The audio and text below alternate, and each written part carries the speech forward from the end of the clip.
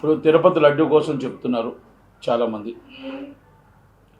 Okay, supreme court వారు ఇచ్చిన ఆర్డర్ని మనం ఓబుల్ చేయాలి. సుప్రీంకోర్టు వారు ఆర్డర్ ఇచ్చారు.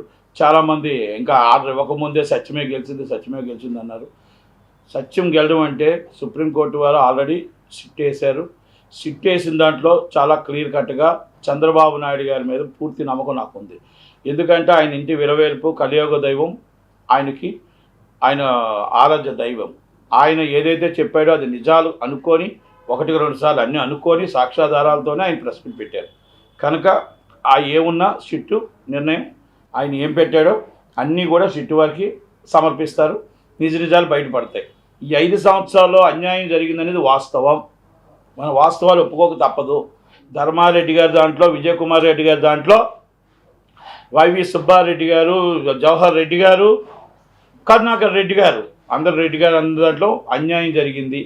తిరుపతి దేవస్థానంలో అన్యాయం జరిగిందని వాస్తవం.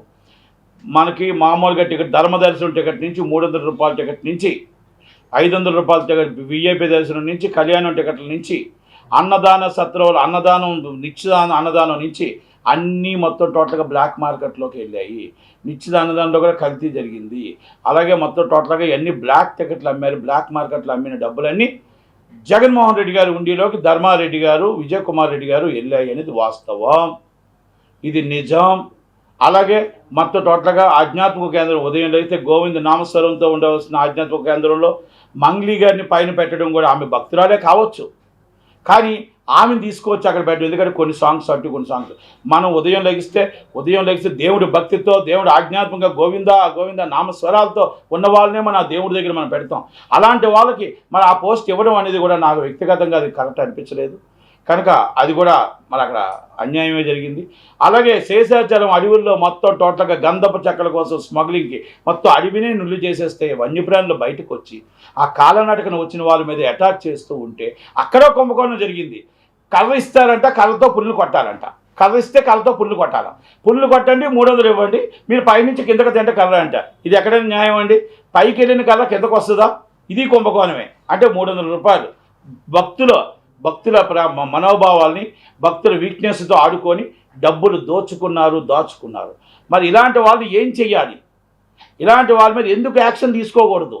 మరి ఇలాంటి అన్నింటి మీద కూడా చంద్రబాబు నాయుడు గారు ఎందుకు కంప్లైంట్ ఇచ్చి ఎందుకు వాళ్ళ మీద యాక్షన్ తీసుకోవట్లేదు? ఎందుకు ధర్మారెడ్డి గారి మీద ఎఫ్ఐఆర్ ఫైల్ చేయట్లేదు? ఎందుకు విజయకుమార్ రెడ్డి గారి మీద ఎఫ్ఐఆర్ ఫైల్ చేయట్లేదు? ఎందుకు సీరియస్గా యాక్షన్ తీసుకోవట్లేదు? తిరుపతి దేవస్థానంలో జరిగింది అన్యాయం, వాస్తవం. అలాగే నేను ఇంకోటి కూడా చెప్తున్నా. ఇప్పుడు చాలామంది జగన్మోహన్ రెడ్డి గారు తప్పు చేశారు. మీకు జగన్మోహన్ రెడ్డి గారు క్రిస్టియనే, జగన్మోహన్ రెడ్డి గారిని తిట్టండి. మీరు యేసుప్రభుని ఎందుకు తిడుతున్నారు? చాలామంది ట్రోల్ చేస్తున్నారు. అది తప్పు. యేసుప్రభు తప్పు చేయలే. జగన్మోహన్ రెడ్డి గారు క్రిస్టియన్ అని జగన్మోహన్ రెడ్డి గారిని తిట్టండి తప్ప, మరి యేసుప్రభుని ట్రోల్ చేసిన వాళ్ళు ఇమీడియట్లీ యాక్షన్ తీసుకోండి. వాళ్ళ మీద శిక్ష వేయండి. వాళ్ళ మీద సీరియస్గా తీసుకొని చంద్రబాబు నాయుడు గారు, పవన్ కళ్యాణ్ గారు, లోకేష్ గారు ఇమీడియట్లీ సీరియస్గా తీసుకోండి వాళ్ళ మీద.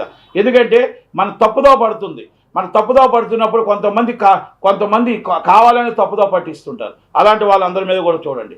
దయచేసి ఇంకొకటి చెప్తున్నాను నేను లోకేష్ గారికి, చంద్రబాబు నాయుడు గారికి, పవన్ కళ్యాణ్ గారికి. సార్, పనిచేసే వాళ్ళకి డ్యూటీలు ఇవ్వండి. టాలెంటెడ్ వాళ్ళకి మీరు వచ్చి విఆర్లో ఉంచుతున్నారు. టాలెంట్ లేని వాళ్ళకి, చేతులు కాకా పట్టుకున్న వాళ్ళకి, లాలోజీలు పడిన వాళ్ళకి, సార్ అనుకునే వాళ్ళకి వచ్చి ఉద్యోగాలు ఇస్తున్నారు. వాళ్ళకు ఉద్యోగాల్లో ఫోన్లు మాట్లాడలేరు, పబ్లిక్ రిలేషన్ మెయింటైన్ చేయలేరు. నేను ఒక రెవెన్యూ డిపార్ట్మెంట్ చెప్తున్నా, మీకు టోటల్గా పోలీస్ డిపార్ట్మెంట్ చెప్తున్నా, విద్యుత్ శాఖ డిపార్ట్మెంట్ చెప్తున్నా, మీకు అలాగే మొత్తం పంచాయతీ డిపార్ట్మెంట్ చెప్తున్నా. వీళ్ళందరికీ ఏంటంటే నిజమైన నిజాయితీ పనులకు వచ్చి వాళ్ళు ఎక్కడో లూబ్ లైన్లోనో వీఆర్లోనో ఉంటున్నారు. వీళ్ళు కాకా పట్టుకొని ఒక ఎమ్మెల్యేనో ఎంపీనో ఎవరినో కాకా పట్టుకొని, ఏ మినిస్టర్ ఎవరినో కాకా పట్టుకొని కాళ్ళు పట్టుకొని వచ్చిన వాళ్ళకి పోస్టులు ఇస్తున్నారు. మన గత ప్రభుత్వానికి మనకి న్యాయం ఏమవుతుంది? ఒక్కసారి ఆలోచించండి. ఒక్కసారి ఇది లోకేష్ గారు ఇది రెక్టిఫై చేయండి. ఎమ్మెల్యే లెటర్లతో వాళ్ళ పోస్టులు ఇస్తే మనం మళ్ళీ గత ప్రభుత్వంలాగా అవుతుంది కదా. ఇసుక దంద నుంచి మొత్తం టోటల్గా అన్ని దందలు మళ్ళీ మొదలు పెడతారు. మైనింగ్ దంద నుంచి అన్నీ మొదలు పెడుతున్నారు కొంతమంది ఎమ్మెల్యేలు. కొంతమంది తప్పు జరుగుతుంది. ఒక్కసారి ఆలోచించండి. వాళ్ళని ఎంక్వైరీ చేయండి. నిజమైన ఆఫీసర్లకు వీఆర్లో పంపకండి. వాళ్ళ నిజమైన సిన్సియర్ ఆఫీసర్లకు పోస్టులు ఇవ్వండి. అంతేగాని లూబ్ లైన్లో వెళ్ళిన వాళ్ళు నిజమైన వాళ్ళు చూడండి, వాళ్ళ బ్యాక్గ్రౌండ్ చూసి చేయండి. దయచేసి రికమెండ్ చేసి పలానా నా కులమోడు, పలానా ఎమ్మెల్యే తాలూకోడు, పలానా మినిస్టర్ తాలూకోడు, అది కాదండి. ఈజ్ అ వర్కబుల్లా కాదా, ఈజ్ అ టాలెంటెడా కాదా, ఈయన చేయగలడా, సిన్సియారిటీ లేదా, అది ఆలోచించాలి. కానీ మన రాష్ట్రం బాగుపడాలంటే, మన రాష్ట్రంలో మన డబ్బులన్నీ, మన గవర్నమెంట్కి డబ్బులు రావాలంటే, మన రాష్ట్రంలో ప్రజలు బాగుండాలంటే పబ్లిక్తో రిలేషన్షిప్ ఉన్న వాళ్ళని నిలబెట్టమని అడుగుతున్నాను.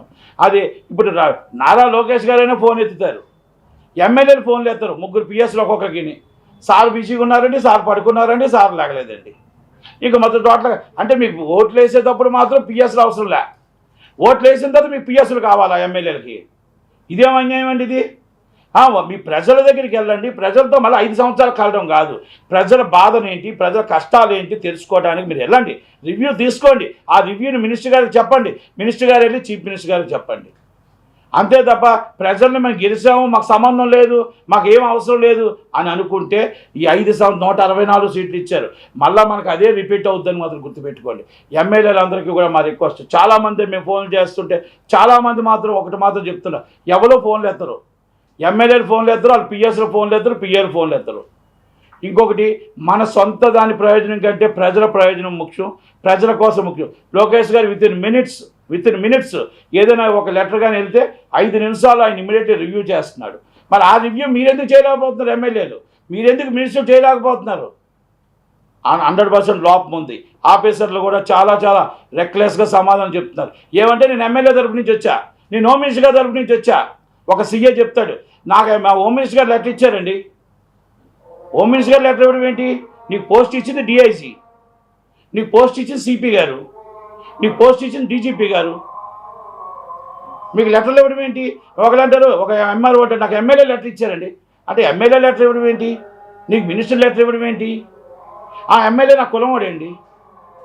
ఇక్కడ కులాలు ఎందుకు వస్తున్నాయి? కనుక లోకేష్ గారు తప్పుదోవ పడుతుంది, చంద్రబాబు నాయుడు గారు, పవన్ కళ్యాణ్ గారు ఇవన్నీ కూడా ఒక్కసారి ఎంక్వైరీ చేయండి, రెక్టిఫై చేయండి.